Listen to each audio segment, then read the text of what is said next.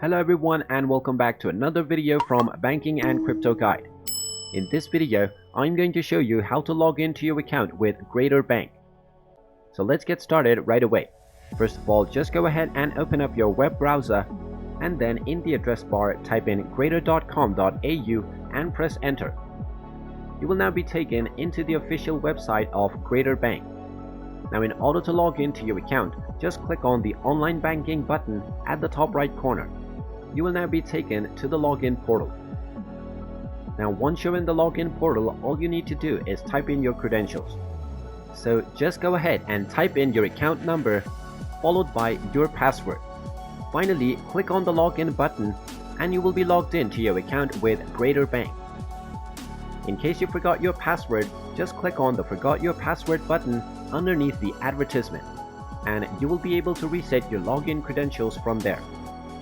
And there you have it. That is how easy it is to log into your account with Greater Bank. If you find this video helpful, make sure you hit that like button and subscribe to our channel if you haven't done so already. Also ring that notification bell to never miss another update from us. Thank you for watching and I will see you again in the next video.